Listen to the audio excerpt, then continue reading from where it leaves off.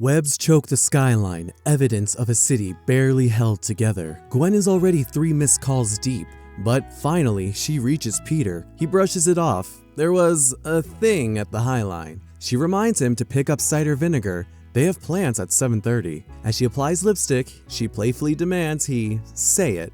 Peter hesitates. Spider-Man swings through a Manhattan wrapped in decay and silence. Webbing crisscrosses dead streets like makeshift stitches. The noise, the life, it's all gone. Peter mutters, "Happy anniversary," into the quiet void. He remembers a distant Thanksgiving with Uncle Ben sitting by a frozen beach in heavy silence. He shoves it away. "I'm Spider-Man. I don't have time for memories." The world fell apart with the unraveling some time ago, and nobody knows why. Reed Richards blames the Molecule Man, but Peter isn't buying it. Everything, buildings, bridges, people, started to break. The only thing holding it all together is his webbing, and even that's temporary. He clings to the ruins, holding New York together by threads. But the moment his spider sense tingles, we see why. A crowd of disoriented, half-wrapped citizens shuffle like sleepwalkers. His webbing holds bodies, not just structures. Spider-Man snaps into action, trying to fix a man whose jaw has literally come loose. Peter scrambles to find the missing piece, trying to make him whole. These people are falling apart from the inside out, and even Spidey's best can't hold them together for long. You can only glue a shattered vase back together so many times. Peter knows the truth. He's just slowing the inevitable. He tracks down the final piece, the man's severed arm, but Doc Ock is already there, gripping it like bait, tangled in a loop of his own. Grandstanding, unhinged, Otto bellows about final duels and past battles as if nothing's changed. He's holding the arm hostage, not the man. Spider-Man keeps it light. "Nice hostage. Does it come with a body?" Spider-Man launches into action. Gwen would tell me to slow down, he thinks, but she's not here. Otto lashes out with pride and rage, flinging accusations and metal limbs. Peter tries to disarm him with quips, but the tension snaps. Otto overexerts himself, and with a sickening crunch, his tentacles pop from the pressure. Peter's warning comes too late. The fight is over. Otto sits slumped, humiliated and leaking green fluid. Peter gently reassures him he won't laugh, and he won't leave him like this. Otto begs for dignity, and Peter offers what little comfort he can while fixing the leak, but there's no rest. A flaming 4 lights the sky. Reed Richards is calling. Spider-Man swings away with the missing arm, telling Otto to go easier on tomorrow's hostage. Otto, clutching his fractured sense of self, repeats his name like a question. "I am Octavius?" At the Webb Entombed Baxter building, Peter descends into a warped lab. He reminds Reed that he has a phone. There's no need for signals. Reed then emerges, grotesque and reshaped, no longer remotely human. He stretched his mind at the cost of his body, claiming the change improves cognitive efficiency. Peter has plans and wants this to be over. Reed prods, "Why dinner? Why Gwen?" Peter's answer is simple, "She's my wife." That truth still holds, even if reality doesn't. But Reed presses harder, accusing Peter of clinging to fantasy. Peter snaps, venting the exhaustion of a life spent patching the world together on 3 hours of sleep and pure desperation. Reed counters, but Peter fires back. "You're down here being existentially confused gloop!"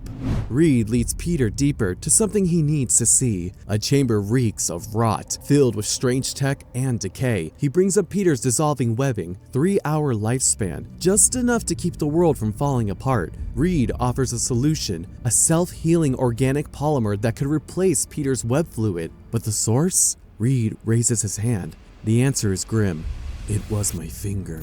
Peter grimaces, ready to dismiss this idea. Reed insists he's not delusional, claiming his elastic biology saved him from the unraveling. Others like him are out there, he says. If Peter brings them in, the enzyme could fix everything. No more dissolving webs, no more sleepless nights. Reed offers peace, rest. But Peter sees the angle now. That's why the sonic gun's here. His attitude changes. He's in New York, isn't he? 7:04 p.m. Peter descends into the sewers, answering Gwen's call just long enough to promise he's almost there. Her words echo from earlier, reminders of time, vinegar, and an unspoken urgency.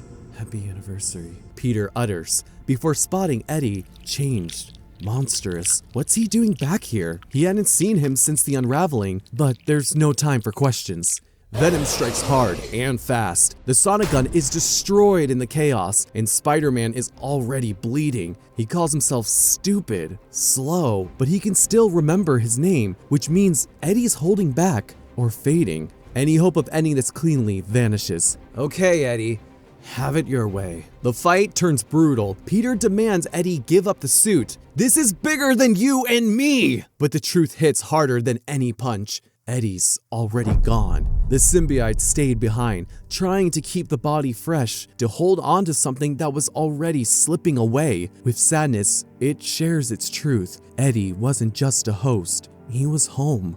Peter, stunned, listens. His eyes fill with tears. I can be that for you. He wasn't ready before, but he is now. No. The symbiote slips away into the muck. Peter watches it reveal the bones of Eddie, and his thoughts drift for some time. Too much time. He looks up, panic rising. Gwen! 7:46 p.m. Peter swings through a broken New York, chasing time and hope. As he nears Penn Station, a familiar dread sets in, deja vu with claws. He calls Gwen again, desperate. The web of his life always leads here, to this moment, this collapse. He knows how it ends. Still, he tries. Please. The phone drops. Her smiling face frozen behind shattered glass. 7:47. He finds her. Gwen, motionless, web-wrapped, lost to one loop too many. Peter leans close, voice breaking as he finally says what he couldn't before. The table is set. The candle flickers. She doesn't respond. He stares at her, at what remains, and murmurs with tears, I forgot the cider vinegar. Then quietly, he snuffs the flame. Only one thing left to do.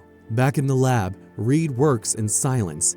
Peter drops down behind him. When asked if there were complications, he simply replies, none worth mentioning. Reed starts to speak about Gwen, but Peter cuts in, 2 wounds we were. A lesson passed on from the symbiote. Reed apologizes for doubting his priorities. He admits he would have done anything to keep his family alive, and sometimes wonder if they were the only thing holding him together. Peter doesn't answer, and instead, inches closer with a sharp object in hand. Things are better now. Not fixed, but no longer falling apart. The city is covered in blue, no longer web. The city holds, if just barely, and so with it, so does Peter. There's time now, time to think, to mourn. He remembers Aunt May's strange bursts of focus after Uncle Ben died, how she cleaned obsessively just to feel in control. He understands now, he's doing the same, trying to hold something together long enough to remember who he is. Peter! In the void of blue webbing, Peter hangs, worn but resolute. A voice calls to him, pleading. It hurts. He hears Reed. I know, but you have a responsibility to the city. Trapped in a web of memory and duty, Peter clings to what he can. In hell, there is no other punishment than to begin over and over again the task left unfinished in your lifetime.